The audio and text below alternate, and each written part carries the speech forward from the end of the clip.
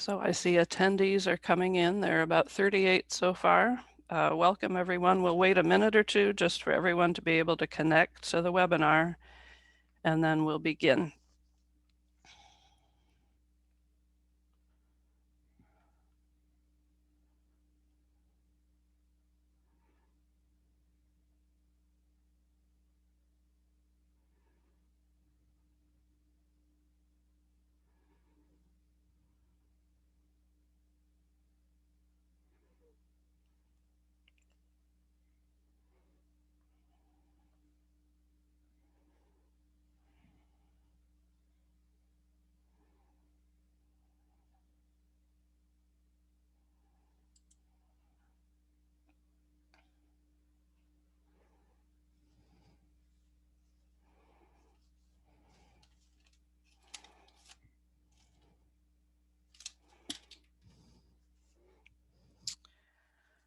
All right, well, let's get started.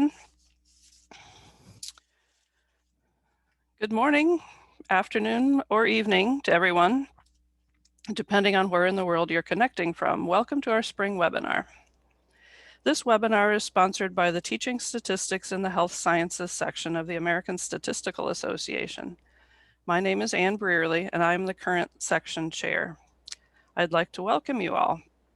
And if you are not a current member of the section, I'd like to encourage you to consider joining. We host a number of activities throughout the year, including these webinars, and we work to build a community of statistics educators who primarily work in health sciences settings. We also host the TSHS Resources Portal at the website listed on the screen. So if you're in need of real-world data for your courses, please head on over there. For more information about our section, please check out our section blog and our section website, both also listed on the screen. For our webinar today, we will have the moderator and panelists make their presentations, saving plenty of time at the end for questions and discussion. All attendees will be muted during the presentations. If you have questions, we ask that you please use the Q&A button at the bottom of your screen to enter your questions. We will monitor the Q&A channel, and the speakers will be happy to address questions at the end of their presentations. We ask that you do not use the chat feature, since we will not be monitoring that channel. So again, please use the Q&A feature to ask questions of the speakers. Today, we welcome a distinguished panel of speakers from around the world to discuss teaching statistics online during the pandemic, sharing experiences from multiple continents. I would like to introduce the organizer and moderator for this panel discussion, Professor Subha Nair. Dr. Nair earned her PhD in statistics from the University of Kerala in India. Her research interests are in the application of statistics to biomedical research, and she has 26 years of teaching experience. She is currently an associate professor in the Department of Mathematics and Statistics at NSS College for Women in Trivandrum, India. Please welcome Dr. Nair. Thank you. Thank you, Anne, for your nice words. Hello, everyone, and once again, welcome to the webinar. We are really excited that we are able to put this panel together. Before going any further, I would like to express my gratitude to the American Statistical Association and the Teaching Statistics for Health Science section for hosting this panel discussion as their Spring 2021 webinar. My sincere thanks to Dr. Ann Brearley, Dr. Laila Pozon, and Dr. Thomas Brown for helping me out in organizing this session and for looking after all technicalities. A special thanks to Dr. Jaya Sadagopan for suggesting ASA to me and supporting me all through. COVID-19 pandemic has become a new historical divide, BC before Corona and AC after Corona. Every aspect of our life, health, social and economical is affected, and as all of us have experienced, the worst affected is the educational sector. COVID-19 has created the worst crisis to education and learning in a century. It has aggravated the learning crisis, and the impact on human capital of this generation of learners can be long-lasting. But every crisis gives rise to new opportunities, and the academia too has risen to the occasion. A new form of pedagogical approach has become the norm: online education. But the challenges involved in effective online teaching are many, especially for a discipline like statistics. These challenges can arise in any aspect of teaching: availability of optimal teaching learning resources, efficiently communicating the subject to students, properly evaluating student performances, etc. etc. Today, we have a panel of eminent statisticians, professors with extensive research from various universities around the globe, from 3 countries to be specific, to discuss these aspects and to share with us their experiences in overcoming these challenges. Let me now introduce our distinguished panelist, which in a fundamental sense need no introduction, so I will be very brief. We have Dr. C. Satish Kumar, Professor, Department of Statistics, University of Kerala, India, a well-renowned expert in distribution theory with more than 25 years of experience in teaching statistics. He has more than 120 articles in international peer-reviewed journals to his credit. He has successfully guided more than 8 PhD research fellows and is the editor-in-chief of the Asian Journal of Statistical Sciences. He also serves as editor and reviewer to nearly 30 internationally reputed statistics journals. Dr. Kumar handles classes for postgraduate and MPhil statistics students, as well as students doing their postgraduate in mathematics, demography, etc. His other areas of interest are probability theory, stochastic process, multivariate analysis, climatology, marketing research, etc. During the pandemic, Dr. Kumar had handled classes in stochastic process and probability theory. Welcome, dear professor. We also have among us Dr. Banerjee Anand M. Kshir Sagar, Collegiate Research Professor of Biostatistics in the School of Public Health and Director of Biostatistics at the Center for Healthcare Outcomes and Policy at the University of Michigan. She is also a faculty at the Rogel Cancer Center and the Center for South Asian Studies at Michigan. Dr. Banerjee's methodological research focuses on machine learning, correlated data, multi-level models, survival analysis, and competing risk with application to healthcare delivery and outcomes research.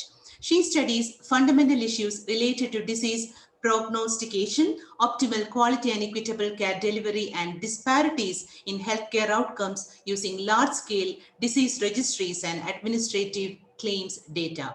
Her substantive areas of research are cancer and pediatric heart disease. Dr. Banerjee has published over 200 papers in peer-reviewed scientific journals. Her research has had major impact on population health and healthcare policy and has been continuously funded by the National Institutes of Health, National Science Foundation, and the Agency for Healthcare Research and Quality. She is a fellow of the American Statistical Association and an elected member of the International Statistical Institute. Dr. Banerjee teaches a wide range of courses in biostatistics graduate program as well as masters in public health and on-job, on-campus programs at Michigan. During the pandemic, she taught longitudinal and correlated data in the virtual classroom. Our next panelist, Dr. Asha Gopalakrishnan, is a senior professor of statistics, Department of Statistics, Cochin University of Science and Technology, Kerala, India. Dr. Gopalakrishnan is actively involved in research with focuses on distribution theory, reliability theory, and lifetime data analysis. She has successfully undertaken consultancies for major companies like Apollo Tires and serves as a reviewer for many national and international journals, apart from being an assistant editor in a national journal. She is an elected member of the International Statistical Institute. Dr. Gopalakrishnan teaches a wide range of courses in the graduate and postgraduate level for both science and engineering students. During the pandemic, she taught survival analysis and regression techniques to graduate students. Last but not the least, we have among us Dr. Sahar Bhatnagar, who is a biostatistician and assistant professor in the Department of Epidemiology, Biostatistics and Occupational Health, and Radiology at McGill University.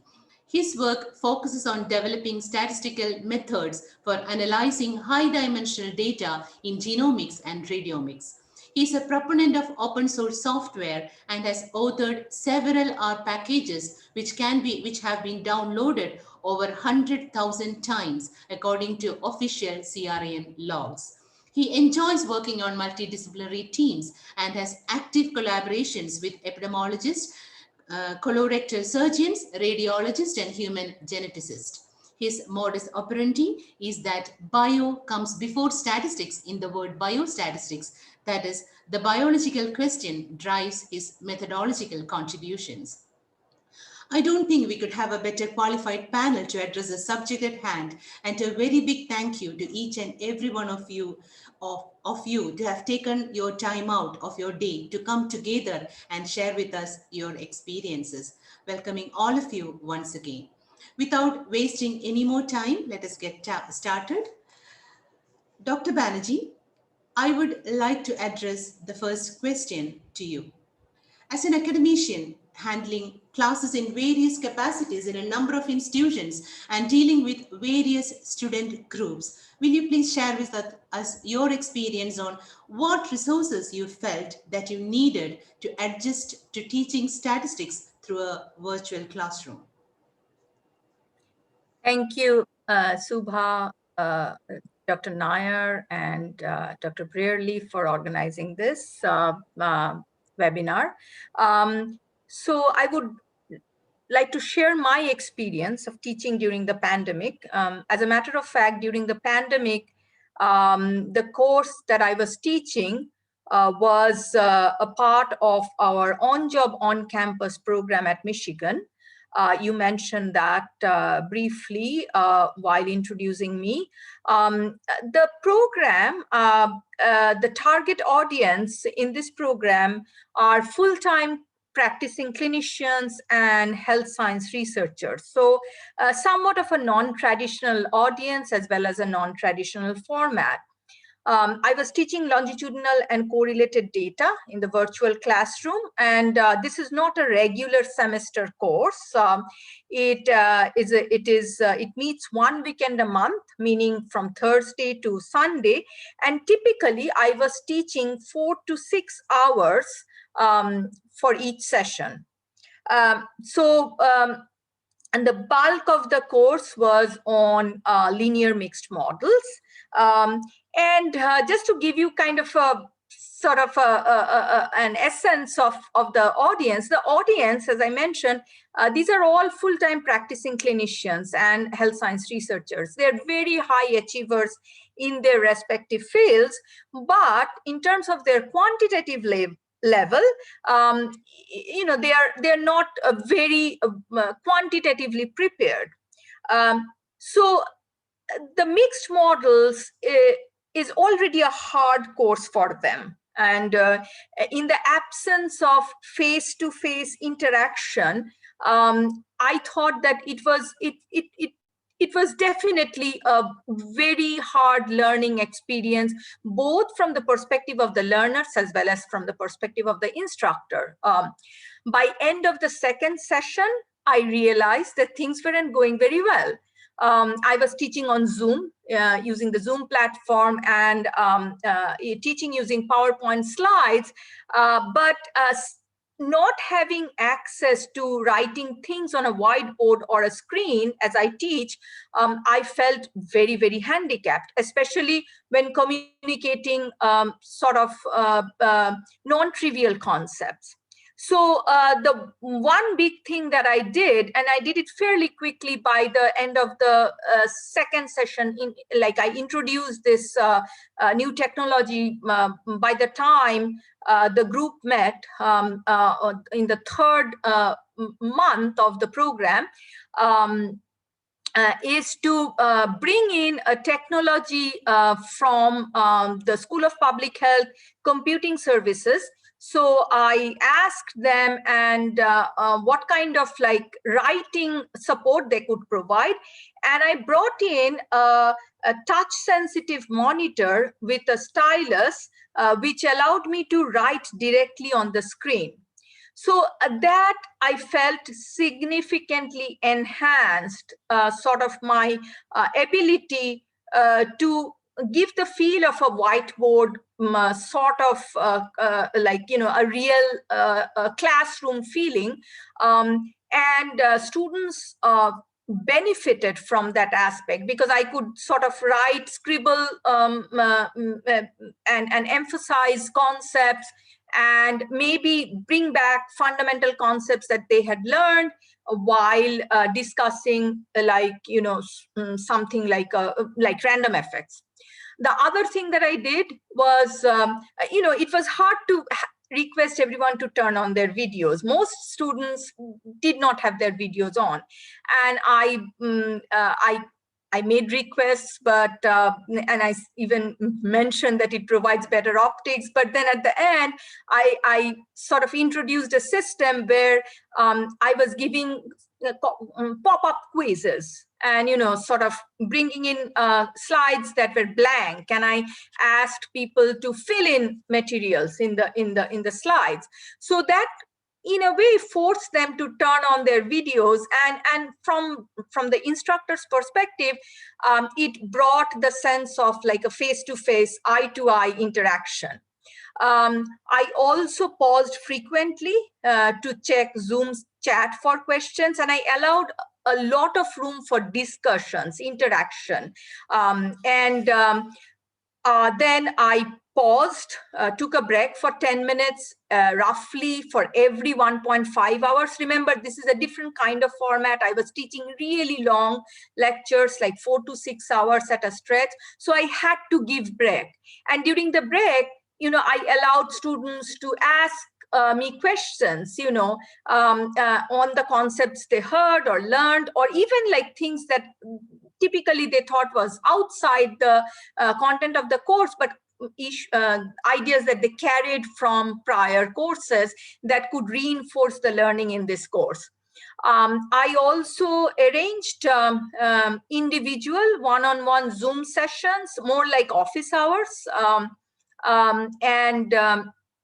and that really benefited the students. So I kind of introduced this multi-pronged type of approach, and to enhance the learning.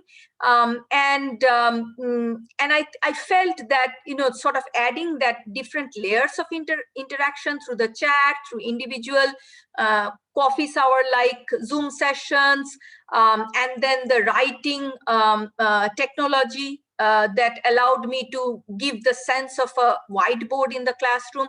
All of this together enhanced both, learning from both the sort of the learner's point of view, as well as for me as an instructor, I felt that I was better able to communicate with my students. Yeah, that was a very interesting approach that you used. I would like to request Dr. Kumar, because predominantly Dr. Kumar is dealing with more theoretical statistics, and that too with students. So Dr. Kumar, can you please share with us your experience on what sorts of what resources you needed to adjust to online teaching as a person handling theoretical statistics predominantly, of course, please. Thank you, Dr. Subha, for your nice introduction, the first, and happy welcome to all. It is very nice to interact in this eminent group. In fact, I shall give a brief outline of what we have conducted the classes in this pandemic situation via online platform. In fact, I have in the June 1st onwards, the third semester classes started.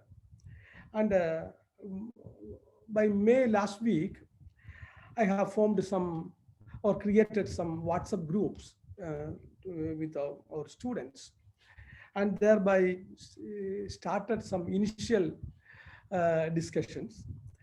And thereafter, during the first week of June, my classes on the preliminary aspects, how to handle these classes, in what way we have to, what are the topics to be covered, and what way we have to cover, and what about the depth of the subject, in what way we have to approach in that way.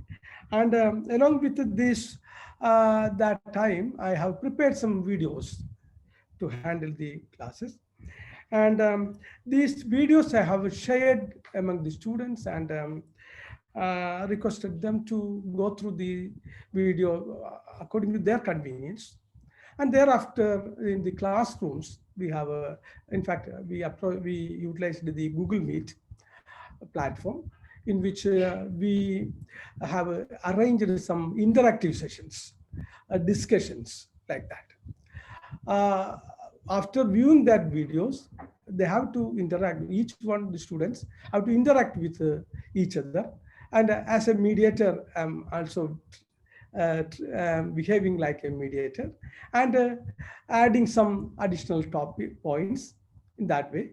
And thereby, the students, according to to make them more attentive, I asked, or I utilized their name. In fact, I called by their names, each one of the students, and thereby raised the interactive effect. So that also, in the meantime, I contacted them through other media like WhatsApp and our telephonic discussions, to check whether in what way these things are effective. This is further to this, I have provided some soft copies of the books and articles, some other videos, etc. I suggested some videos from the YouTube, etc. Also for supporting these students. And thereafter, I hope most of the students get better knowledge, and the approaches seems to be helpful to the students to get much knowledge in the topic, as well as doing some further works for the projects. And I have given some assignments in that level. And towards the end of the program, the semester also, I evaluated there through several media. And in the meantime, also the midterm and etc. Also evaluations were also done to check whether how the students feel these interactive sessions, and these videos will help them to achieve the knowledge, as well as to cover the syllabus, as well as how to make. I'm sure that it is not par with the offline teaching, but we have maintained fully that semester through online media, online platform, and their examinations, final examinations, conducted via offline in the department. And all the students reported positively. In fact, I'm very happy to have such a experience, in fact. Okay, thank you.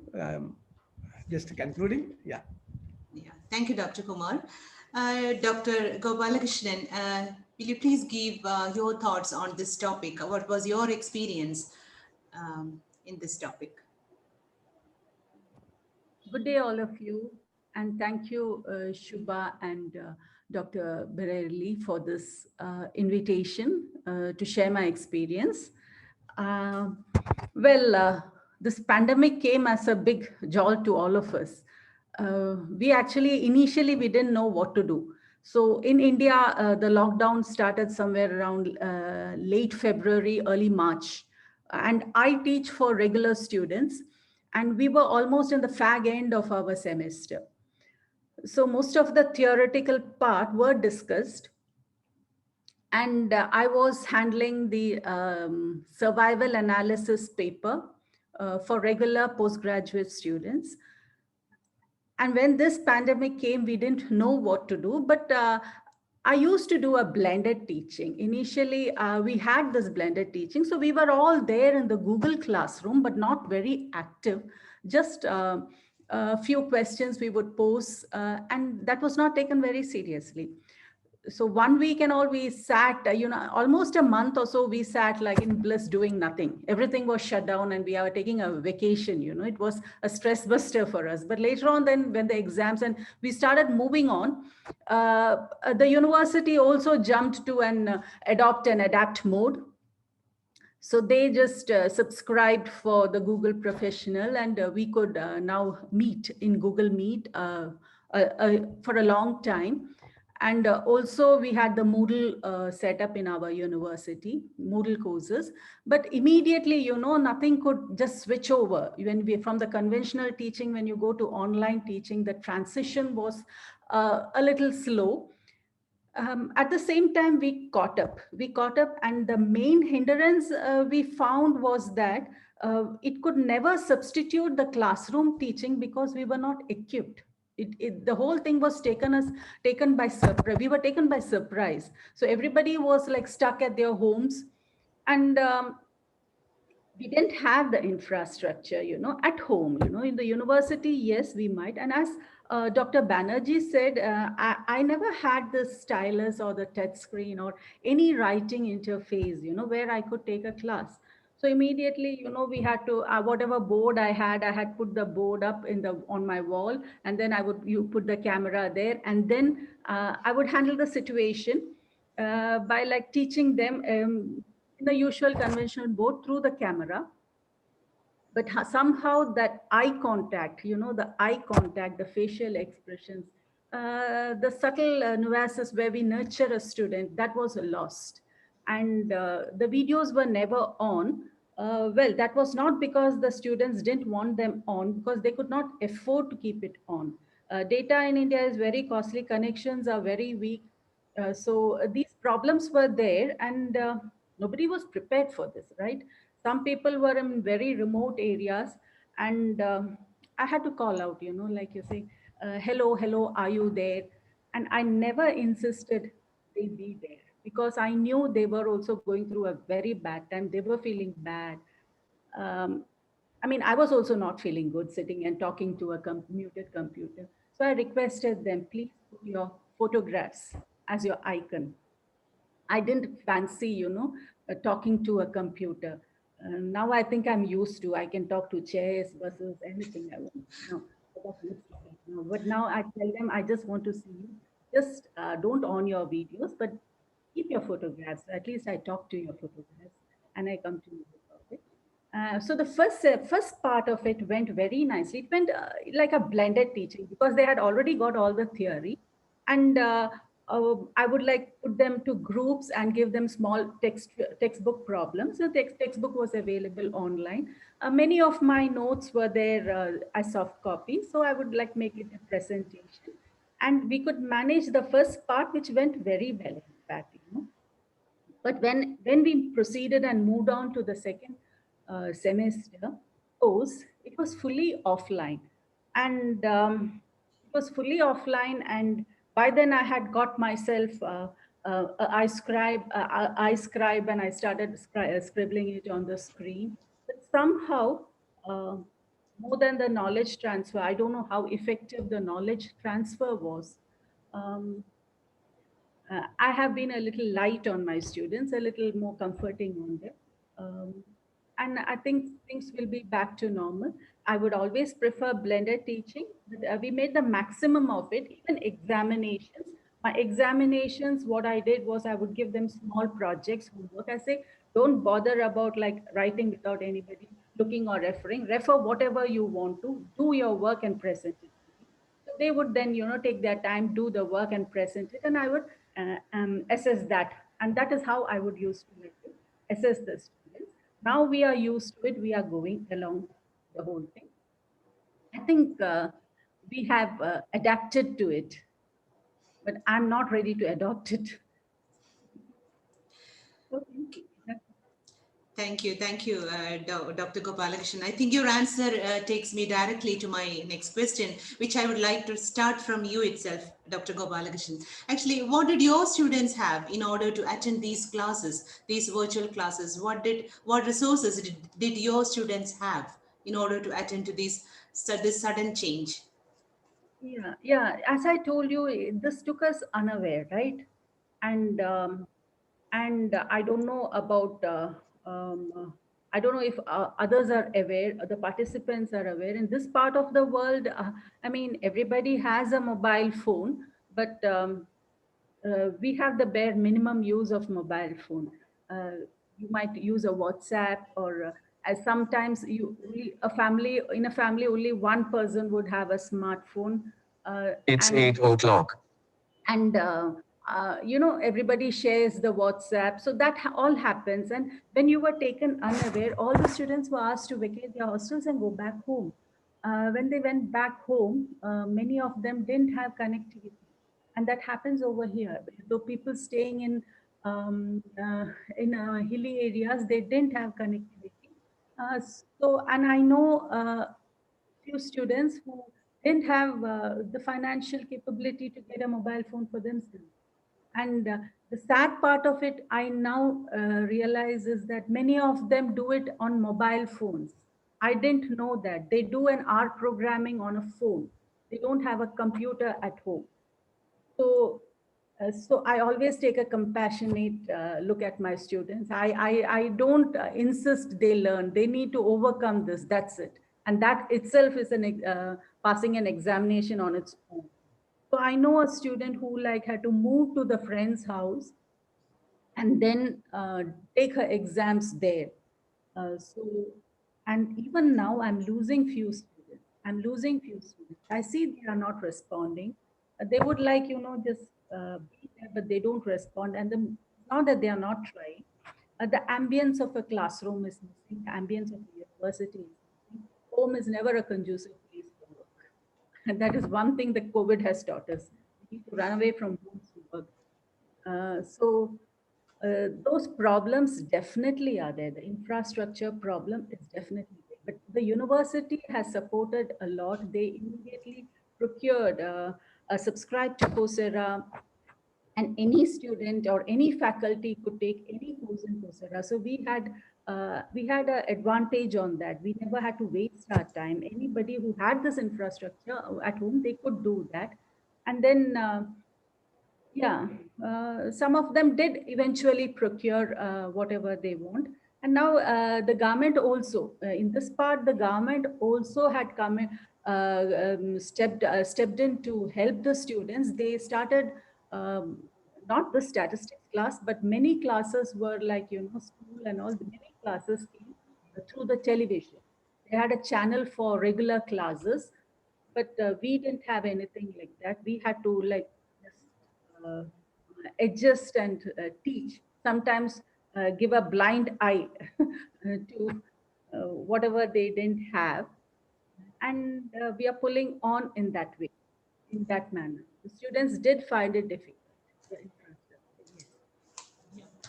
Thank you, Dr. Gopalakrishnan. I think I would like to take this question directly to Dr. Bhatnagar, because coming from a totally different part of the globe, I would like to know, we would like to know your experience in this.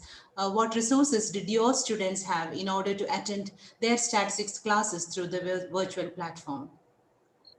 Thank you, Dr. Subha, for the question. So just a little bit of background on the class I taught. It's a intro to biostatistics course given to about 80 students. The students are in 3 programs. So there's the PhD in epidemiology, MSc in epidemiology, as well as MSc in public health. So quite a wide range of students in terms of their quantitative and qualitative backgrounds. So it's a challenge in itself when we're in person, let alone remotely. We were quite fortunate at McGill to have a dedicated department called Teaching and Learning Services. So if you go to mcgill.ca/TLS, you'll find a wealth of resources that were offered to students as well as instructors. So there's instructor-specific instructions as well as instructions for students on how to learn online. More concretely, in terms of what I had tried to do prior to the start of the semester, because we knew it was going to be online over the summer, is that I set up kind of office hours prior to the start of the course. And so this gave me a chance to learn individual students' needs, depending on whether or not they'd be in the same time zone, their access to, things like, basic things like internet, computing, if they had access to these resources. And so I kind of planned my course as a function of, some of the limitations that students had, especially in terms of resources. The resources given to them by McGill specifically were basically a complete license to Zoom. So this would allow them to organize their own student meetings if they wanted to meet with other students in the class. They were also given access to the My Courses platform. So this is given to all McGill students, and it's similar to Moodle. It's a teaching and learning management system. And so there, that allows them to take quizzes, see the courses. They receive notifications on their cell phone as soon as I post new content. And so I think that has always been a very useful tool when we were in class, and it's been even more useful now with remote teaching.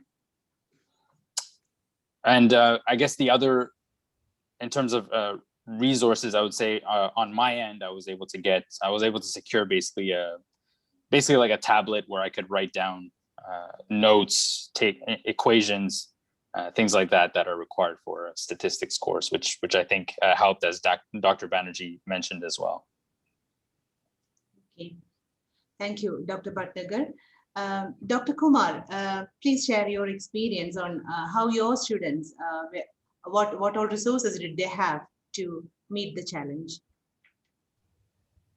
Of course, Dr. Subha, right? We have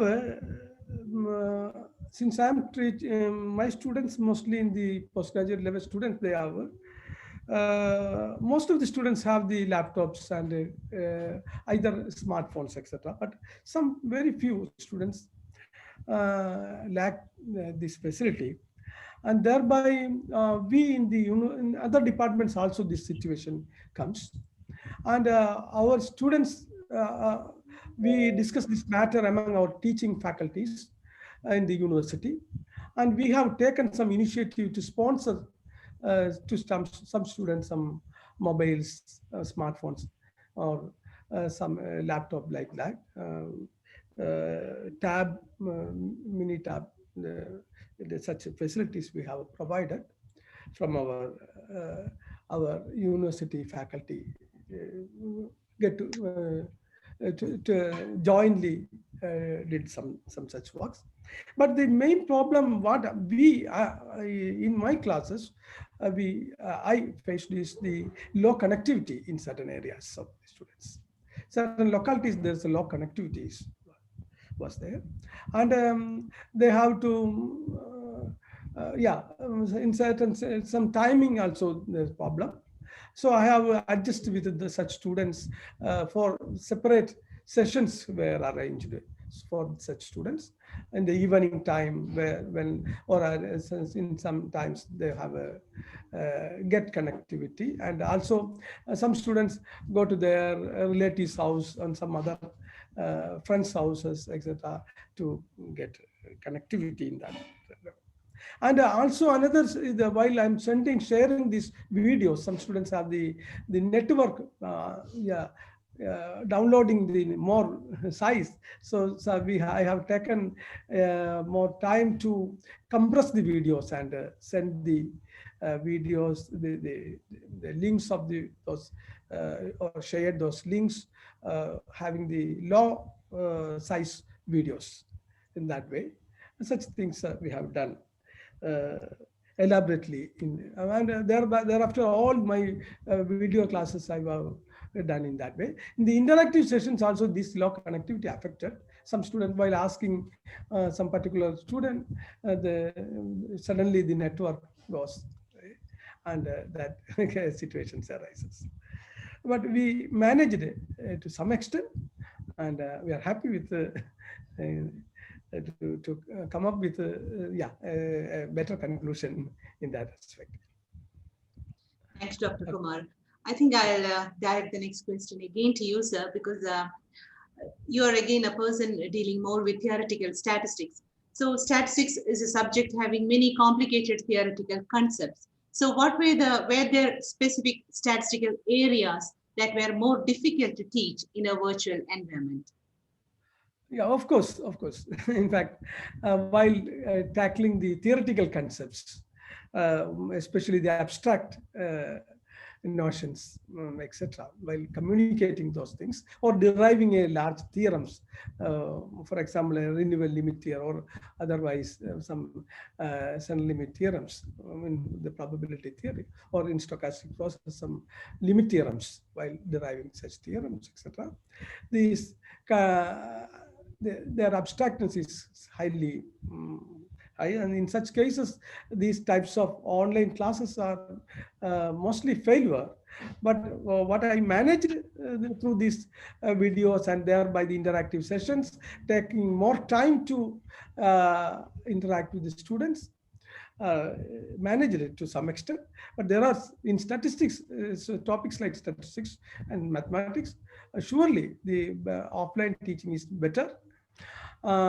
Even then, we have no other media or other way to communicate these things, or otherwise the students will suffer.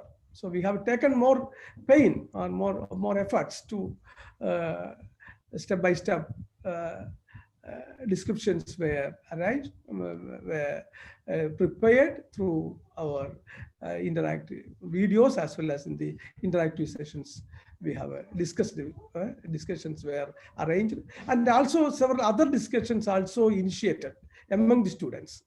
And we silently watched what happens, in what way they are going, they understand, in what way they understand. They got these ideas in that way. We checked and thereby supported the through further sessions. Okay, I hope this is not common in all areas. Okay, Dr. Subha, please continue to. Thank you, Dr. Kumar. I request Dr. Banerjee to put in her thoughts on this, because she's dealing with even working people and students, both categories. Please, Dr. Banerjee, were there some areas, complicated areas to teach? Absolutely. I mean, mixed models itself is a hard course for the learners that I was teaching. The concept of random effect is completely new to them. Particularly, this is a course like in the sequence of courses they take in the program on clinical research design and statistical analysis. This one comes sort of towards the end of the program, and both mathematically and conceptually, it is perhaps the most challenging course in the entire program. So like, you know, I dealt with sort of issues like the sort of explaining the concept of marginal versus subject specific inference was hard. And these students, as I said, are quantitatively not very savvy, yet they are extremely like proficient in their own fields, and they can relate to sort of applications or articles that they have read in their literature. So they understood that this is a topic that is very important for their own clinical work, clinical research work. So they felt the urge to learn and learn effectively so they can apply. But there was that barrier of kind of the mathematical sophistication, the conceptual sophistication, that was kind of a significant barrier for them.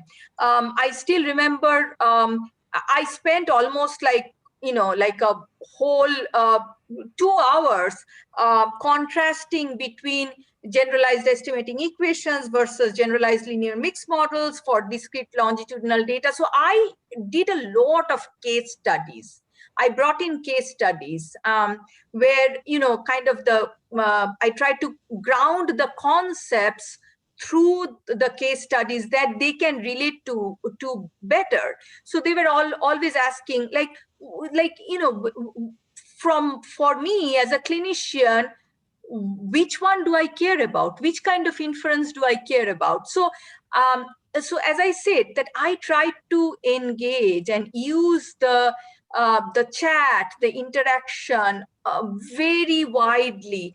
I tried to make the whole class more interactive rather than kind of straight lecture. So I paused a lot. I recorded my lectures, so they had an opportunity to go back and view my lectures, hear my lectures over and over again, in their sort of spare time. And the other thing that I did is, in our university, we use the Canvas system for the course, as a course website. And as Dr. Bhatnagar was mentioning, like, all sort of lectures, all sort of, I showed them apps, all of those things, homeworks, group projects, everything was uploaded in that website, and they would get notification anytime I uploaded some new material. Through that site, whenever I posted, I did a lot of group projects where I teamed up people. I gave them a lot of take-home exams. I shouldn't say take-home exams, take-home sort of exercises, where I tried to facilitate, once again, through the Canvas website, open discussion among people working on that project. I emphasized, I kind of downplayed the evaluation part. So although these were take-home exercises or group projects or exams that went on to the overall grading, but for me, I sort of gave them enough time and room to collaborate with each other. If they needed more time, I gave them more time. So the emphasis was less on evaluation and more on learning the best way under the circumstances.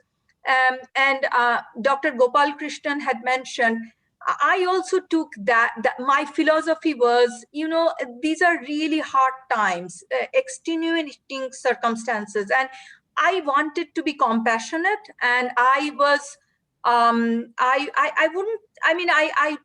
I practiced compassionate teaching, because it was a humbling experience for me to even teach these folks. I'll come to that later, and share with you some stories. But I felt that I did not want to put additional burden, stress on already sort of the things that they were dealing with.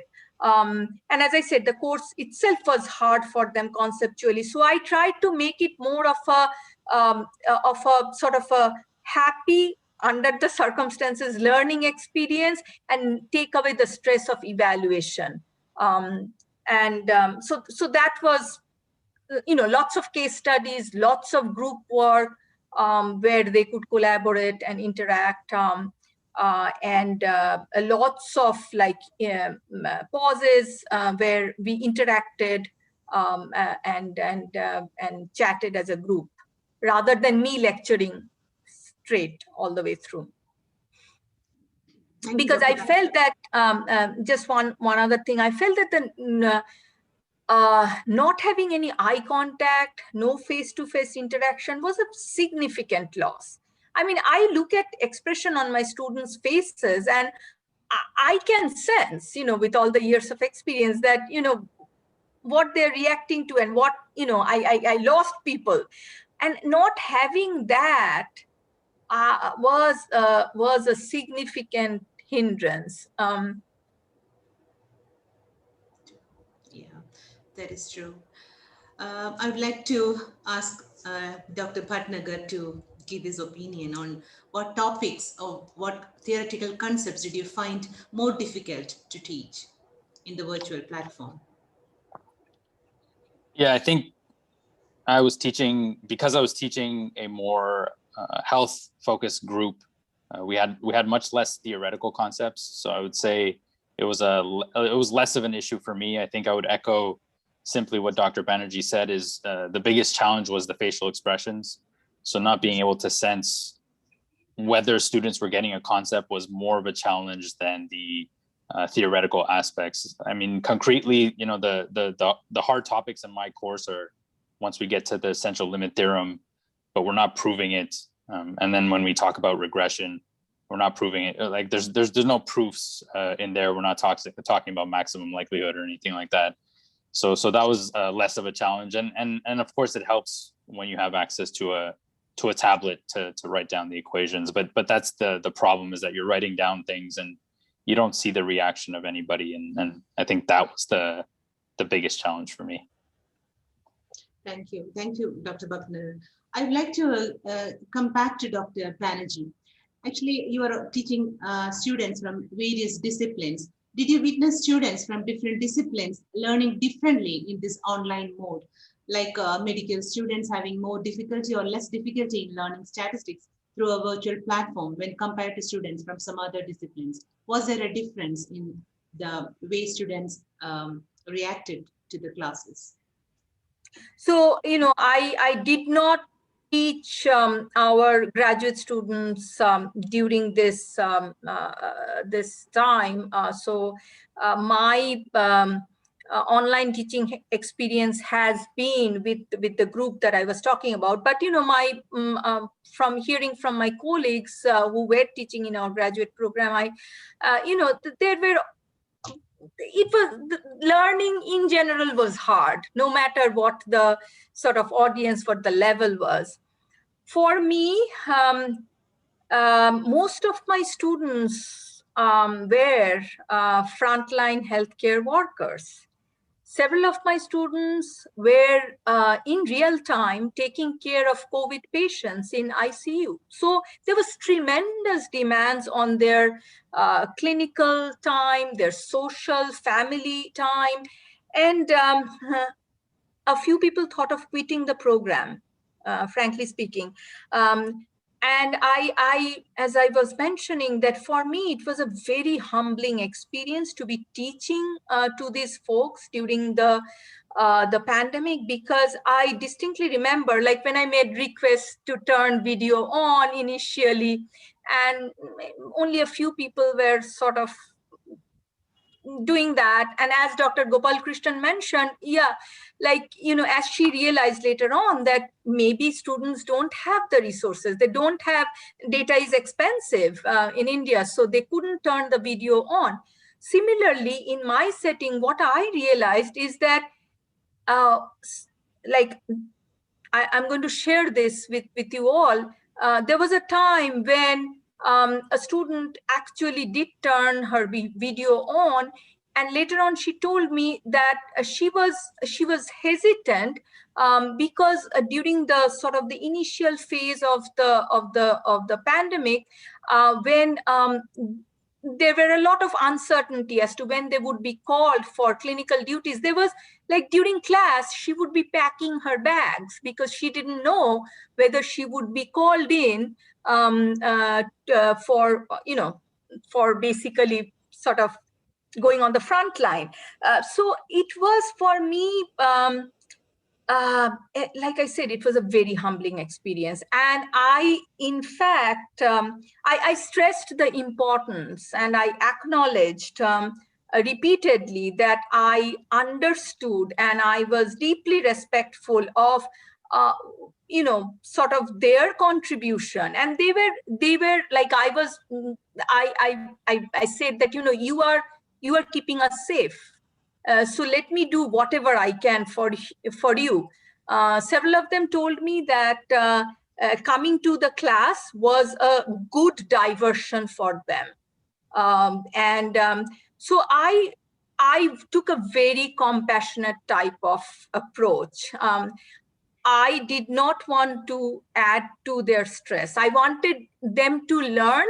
And like I said, when they said it was a good diversion for them, I really wanted to use that opportunity to make it a sort of a nice diversion, because I felt that's the little that I can contribute.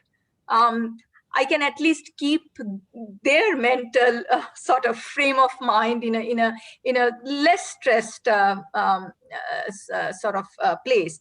And the people who came to me saying that they were thinking of quitting the program, my role was to really tell them to hang on, like sort of hang in there. You can do it. I will help you. We are in this together. And basically sort of take that approach. And I felt good that eventually they did not quit the program.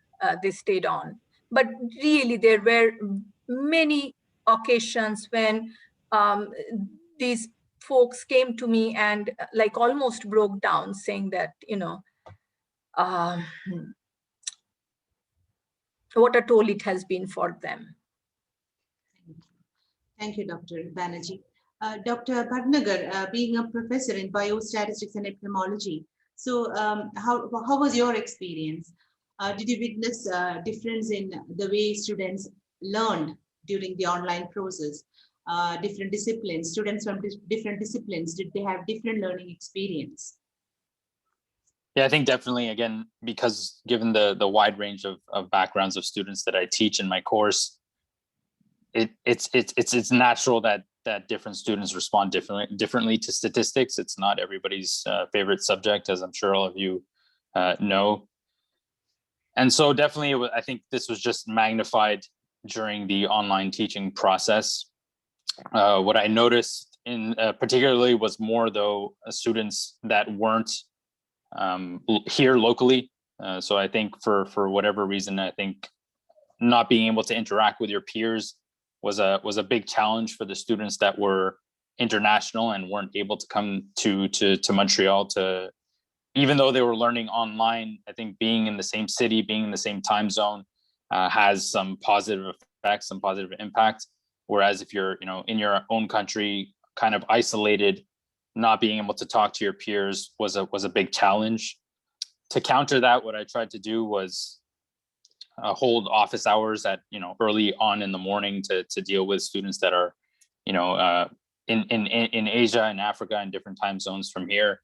That gave some opportunity for them to have some contact with other students as well as me.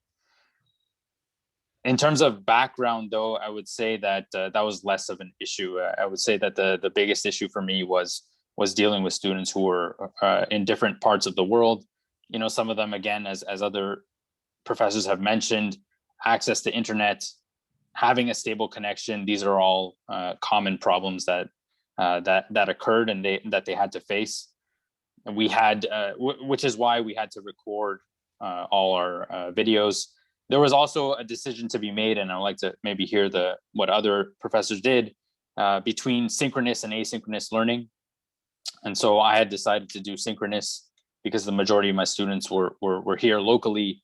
But of course, the videos were recorded in advance. The videos were recorded during the session so that students can watch on their own time.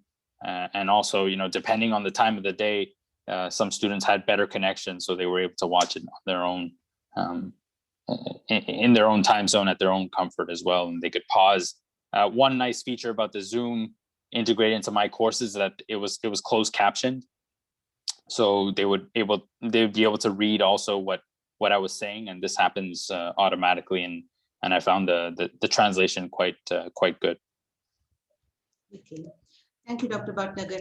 I would like to have your opinion, Dr. Bhatnagar, on how statistics examinations and evaluation process were carried out in your class or at your institution. How did you carry out the examination process? Yeah, this was definitely a challenge and a concern many of us had was, again, cheating and dishonesty.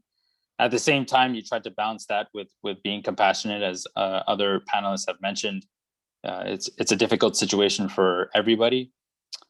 At the same time, we wanted to try to maintain some integrity. So the way I handled it and the way we were guided by our university was to use a platform called Crowdmark. And so Crowdmark is again a free platform, I think, for most universities. If not, I highly suggest checking this platform out. It integrates actually with my courses. I think it also integrates with other learning management systems like Moodle. And basically what it is that it allows you to have timed assessments, but also it gave the students kind of a window of opportunity to download their exam, complete the questions, and then upload their solutions. So in other words, that would kind of eliminate any sort of differences in time zone. So what I did for my midterm and my final is that I gave everybody a 48-hour window for which they had about twice the amount of normal time to complete the exam. And so, even if, everybody has a different situation at home, some students have kids, they weren't able to complete the exam during the day, for example, other students worked. So this would allow them to download the exam at their convenience. And what's nice about this CrowdMark platform is that it handles all the logistics for you. And so I found that quite useful for the students. I think they quite enjoyed this CrowdMark platform because, again, it allowed them the flexibility of downloading the exam when they wanted. And then from a grading perspective, it was also quite useful because what it would allow is anonymous grading. So my teaching assistants will not have access to the names of the students, which is shown to, students sometimes can be biased depending on, simply just the name. Same motivations for having anonymous peer review. Another thing is that it would allow my TAs to grade one question. And so this would ensure consistency across questions. So I think that also helped. And then for me, it allowed me to kind of analyze quite quickly because it comes up with summaries for each question. And I could see where the weaknesses were on a given exam. So I think that was the biggest thing for me is giving students much more time than what would normally be required on an exam, and giving that flexibility. And luckily, this system called CrowdMark really helped in that manner. Thank you, Dr. Patnagar. Dr. Gopalakrishnan, I think the situation might be somewhat different here in India. I would like to hear you. We would like to hear your experience in how you conducted your exams and evaluation processes in your university. Yeah. So our university, we have an evaluation process where 50% of the mark goes as a continuous evaluation throughout the course, and the rest of the 50% is a end semester examination. And the continuous assessment is was a little more flexible for us, and that's where I put in my theories, where or those compassionate theories, whatever it is, and focused more on the learning rather than evaluating them. And as far as the end semester examination came, it was a common university system. So individual teachers could not manipulate or manage the whole thing. It had to go according to the regulations maintained by the university. So there also, but this time initially we were asked to give it online, take the exams online. And as Professor Bhatnagar said, we used the Google Meet itself and timed our question. The questions were timed for 3 hours, and each question was timed for 10 minutes or so. I would open up a question, and within the 10 minutes, they would be answering and coming. As far as integrity was concerned, I felt very happy to see that I was sure none of them had referred or copied or anything of that type. They had not done that. Looking at the poor marks they had got, they had not done that. So so the questions were all timed, and that's the way we held it. Later on, as things improved, or as we got used to the situation, the government took a rule, and the university took a stand that offline, we can conduct offline end semester exams. So only the continuous assessment is done online. And as far as the end semester exams go, they are offline. So students are requested to come to the department batch by batch, giving them a full secure and hygienic place to stay. The hostels are sanitized, and they're given individual accommodations, and then they write their exams and they leave. So that's the system we follow now. We do an offline exam end semester. Now, continuous assessment, as I said, I rarely put examinations. I give them project works, assignments, discussions, tutorials. Yeah. And usually when the last question, if I can just answer that, usually a hard concept comes, a theoretical concept comes, even after my lecture, I cut it to groups and I give it and I ask them to present it. So then when they do the presentations, things are a little more clear, or it has more clarity. They seem to discuss among themselves. Sometimes I ask them to put an example. I ask them to explain the concept, giving an example to the whole theory which we have discussed. So those are the ways, like, I assess students and I know how many of them are involved, and that helps me to relatively grade the students. So that's the strategy we have been using till now. Thank you, Dr. Gopalakrishnan. I would like to ask Dr. Patnagar, what is your opinion? How can collaboration or linkage between institutions facilitate better sharing of statistical resources for teaching? Yeah, it's I think we're very fortunate in this day and age to have a lot of professors from across the world posting their materials already online for free. And then in addition, I think this was perpetuated by Coursera and platforms alike, which offer free, kind of free learning services. Specifically for my course, which takes a more of a computational approach. There's platforms like like coding platforms online that actually offer their services for free if you're registered at a university. And so this allows, I think, a lot of these online platforms already. It's not specifically a collaboration with another university, but these types of platforms, I think, really enrich the student's experience, especially when it's online, and especially if you're teaching a stats course, which often involves data analysis and computation, as well as the theoretical aspects. I think the other thing is also one thing I wanted to bring up is this idea of peer instruction. And so it's kind of an idea that was popularized by Professor Mazur at Harvard University.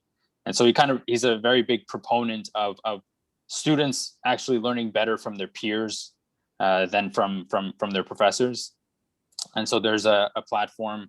Again, I know I'm mentioning a lot of platforms here, but I can post them in the chat. But basically what it allows you to do is kind of answer a question and then see the responses. So they're multiple choice. A student answers their multiple choice answer and then gives a rationale. And then you get to see your peers' rationale for the same question. And so this allows students to really learn in the language of their peers, right? So it's not a refined language as a professor would have, but more, kind of at the level of your peers who have a similar background and a similar understanding of the subject matter.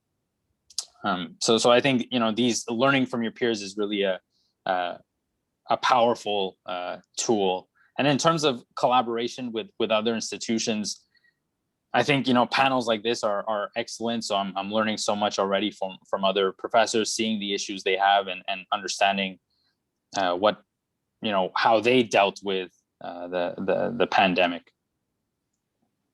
Thank you, Dr. Bhatnagar.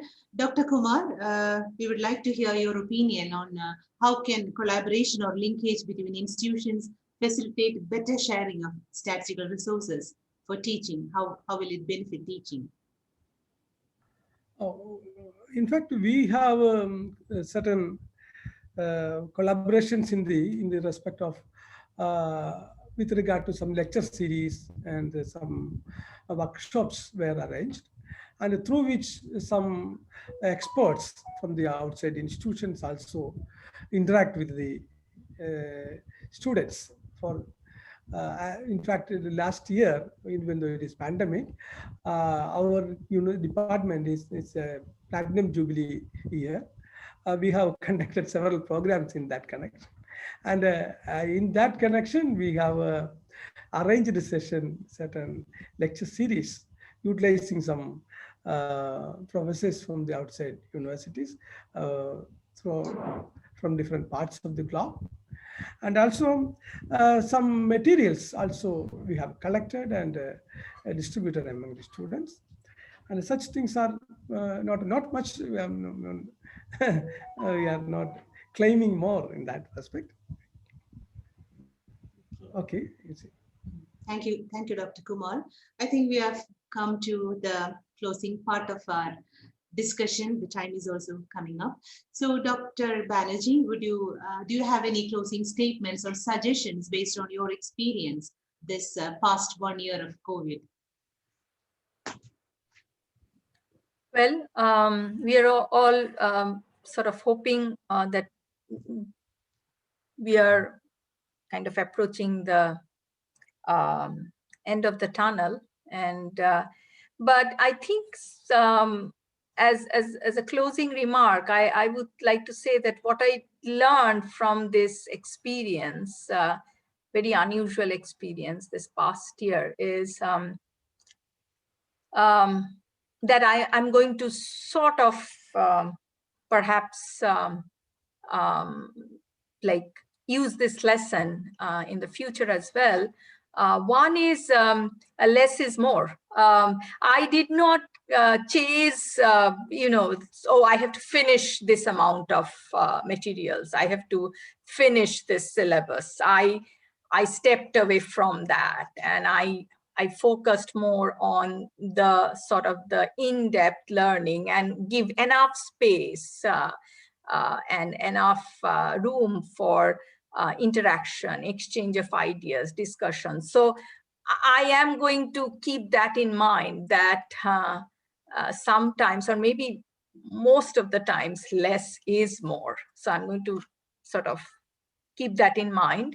Also, like learning, I think happens best when students are also mentally feel kind of comfortable with the instructor, with the process. So the compassionate teaching part, again, I would sort of keep that in mind, and I would try to connect with my students more than what probably I did in the pre-pandemic era. I still, I generally try to practice that, but I think I kind of realize how important that is. And to pay attention to the mental health of my learners. And then at the lastly, I feel that one of the roles that I played is that, as I was saying, that kind of like through this time, to kind of encourage them, inspire them, and tell them that like, you can do it, and I'm there to help you. So so again, sort of that approach, I think is something that I really helped them and really sort of give them motivation to or the confidence that they can sort of overcome the difficulties. So these are the three, I think, main things that I learned, that I as lesson through in this era of teaching, and that I would like to keep in mind. Thank you, Dr. Banerjee. Dr. Gopalakrishnan, can you please suggest something based on your experience? Yeah. How to deal with? The experience has been a very hard experience. So I would like, even if I was a policymaker, or I would request the other policymakers that when a situation like this comes, we need to be a little more flexible, and the very delicate balance between the academic rigor and the emotional and psychological need of both the giver and the taker, the teacher and the student, that needs to be kept in mind. Sometimes I feel very offended when like people just move ahead as if nothing has happened. We are all going to, like, we set dates and marks, and okay, let it go. The D-Day, you have finished this course by then, this course by then. It doesn't work like that. Sometimes we need to show we are all vulnerable. So that's one thing I learned in this whole thing. And when this is all over, or at least when we are used to it and we try to come back to normal, I think I'll keep my blended teaching alive. And one positive thing that COVID has shown us, that is the world is very small. The very fact that we are sitting across different continents and talking like this itself shows that, you know, how reachable we are. Initially, we used to do these type of interactions for research, but now it has come down, and universities are now accepting. I don't know if it's there in the West, but in India now, online courses, Moodle courses, they are all being given credits. So that is good. A student can sit, more flexibility is there for the student. So that is a good thing that has come out of all this. There must be something good in all the bad experience. That's a good thing that has come. And yeah, I hope to like regain the connect which we lost with our students and the vibrant campus again. Looking forward to that. Thank you, Dr. Gopalakrishnan. I request Dr. Kumar to say some closing statements or suggestions. Yeah, yeah. As mentioned by others,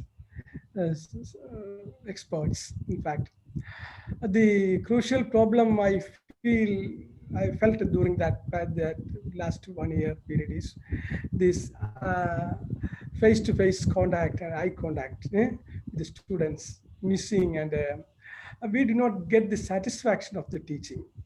While doing the teaching, we get the satisfaction that is missing. In fact, as a teacher, in fact, that's a great loss. Even in this pandemic situation, we had tried our best to provide some facilities, like through online platform. We had conducted a national level 3-day conference during June, and during December, a 3-day international level workshop, and a 4-day international level workshop. All the programs from the morning 8:30 to night 10:30, continuous online programs, online talks by experts from the various parts of the globe. Several experts participated and delivered. That experience given to our students through, even though in this pandemic situation, that's the positive part of that.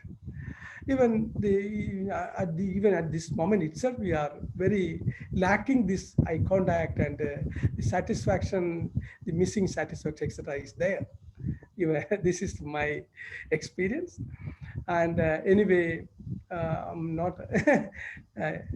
Let us face the situation in positivity. That's the thing. Thank you, Dr. Kumar. I think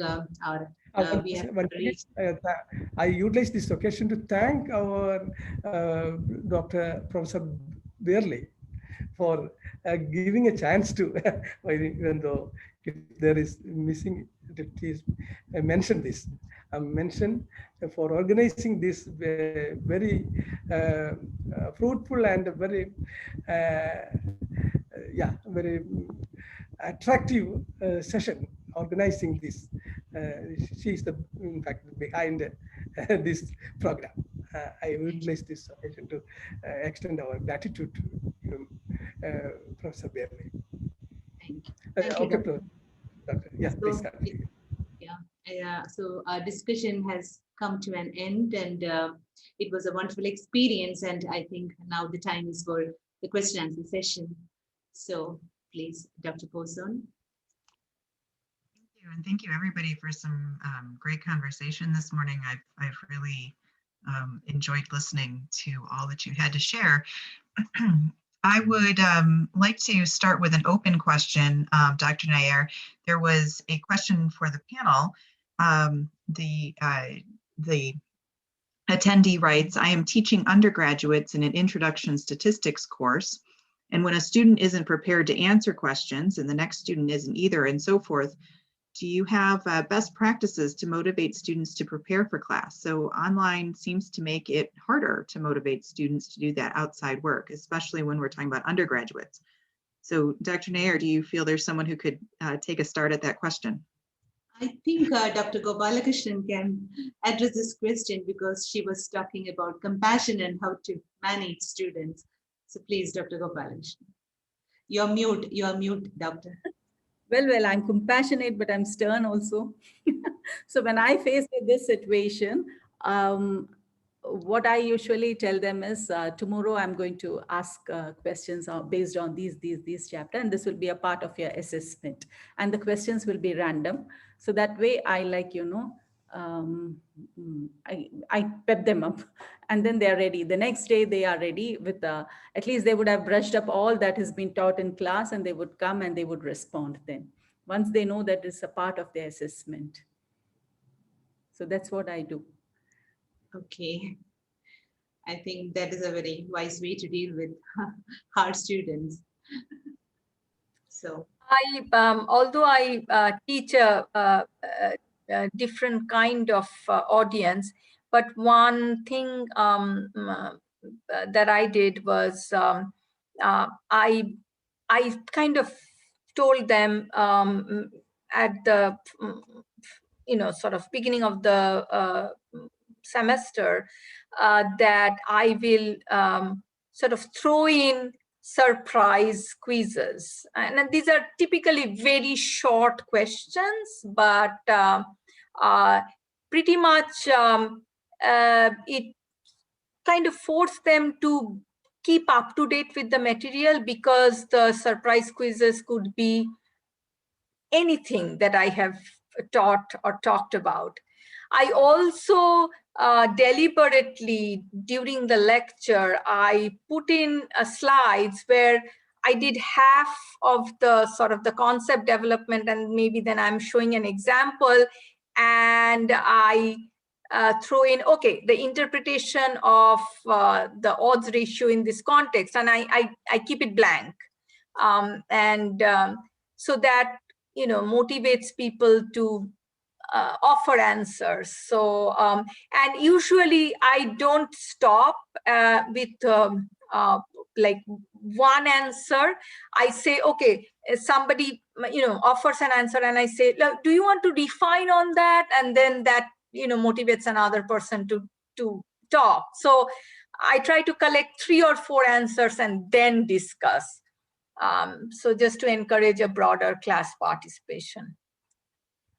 thank you, Dr. Banerjee. Excellent. So early on, actually, we had a question for Dr. Kumar. Would you please explain a little further about the WhatsApp activities that you mentioned, and what role did you play in coordinating those?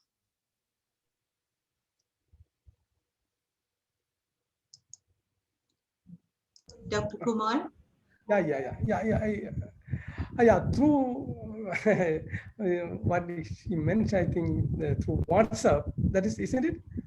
Yeah, WhatsApp. Yeah. So first, the coordinating the students in a WhatsApp group, so that sending the messages, we can create an intimacy among the students to share their personal issues with regard to their teaching, or whether the topics, their difficulties, or each and minute things even they can share to us. And also we can contact them before whether while fixing the time of the lecture, or any change in the timing or anything. All those things we can say, instead of the eye contact, we are contacting in this way. The minute contact we can create. Also, we can post the questions, given the assignments, and some other questions, quick questions we can post through WhatsApp, and their responses we can collect. Several things we can do in that way. And for graduate level students also, this WhatsApp like communication will help the students to eradicate or remove their fear, or they can get more intimacy. I hope so, whether it is correct or not. Yeah, in my experience, I created these things. Yeah. Thank you. Is it okay, madam? Yeah. Thank you. Yes, I think there's so many different ways that we can try to reach our students in platforms that they're familiar with. And so that's great to hear that you've picked up that platform. So Dr. Nair, I believe this question was directed towards for Dr. Banerjee, but perhaps others have ideas. It's just simply, where are you getting good ideas for case studies? Of course. Well, there are like plenty of resources. I mean, again, it depends on the level that you are teaching. So most of the case studies that I was talking about are from either published journal articles or case studies that sort of arose out of my collaboration with colleagues at the University of Michigan. So it was almost like bringing in real data and a broader scientific premise for the study, and starting from the scientific question and posing, posing the scientific question, and here is the problem that we want to solve, and kind of approach the data analysis that way. So most of my case studies that were brought were sort of examples that I brought in through either published literature or my own collaborations. There are, like, if you are teaching an undergrad course, there are sort of public data repositories. There are also like very nice case study books, and one in particular, like if you're teaching a course on regression, that and also like an intro biostat course that I used to refer is by, I believe, Chatterjee and Hadi, like case studies in regression. It's a fantastic book with, sort of builds up on examples. And that I think like resources like that would be very apt for undergraduate students. But because my learners are like a different sort of group, they're more used to reading like journal articles, so I often brought examples from there. So if I might just bring in a small advertisement then for the section on teaching statistics and health sciences, I've put that in the chat. We actually collect those types of things you're talking about, Dr. Banerjee, and would love to have you contribute to that as well. Currently, we have 13 data sets that are associated with medical journal articles that come with information about the study, and data dictionaries and data sets ready to share directly with your students. So we would love to have some of those examples that you're using contributed there for the broader group. I hate to tie this up too quickly. It's amazingly, the hour and a half has flown by, but we have come to the end of discussion. I know there were several questions coming through the Q&A window about specific apps or tools that were mentioned, and I would ask the panelists if you could share with Dr. Burley some of those links of specific tools that you were discussing, and we can make sure to include that when we send out the link for this video. It also looks like there might be some opportunity perhaps to gather a few folks for a blog post to our section blog, where we keep a dedicated running file on ready resources. And so things that folks might have at hand where they can grab and go. So it looks like there's definitely more conversation that we can have around this. So Dr. Burley, I'll turn it to you, and thank you again to all of the panelists for great conversation today. Yes, indeed. Thank you, everybody. I'm going to share my screen one more time to provide a couple of links that might be useful. But thank you again to Dr. Nair and to all of our distinguished panelists today for an excellent discussion. I'd like to remind everybody that this webinar has been recorded and will be posted on the TSHS ASA section website in a few days for those of you who'd like to review it again. This concludes today's webinar. Thank you everybody for coming and have a great day or evening. Thank you. It was wonderful. Thank you. Thank you. Thank you, Professor. Thank you all. Thank you very Thank much. you. Thank you all. Yeah. Yeah, good night. Have a good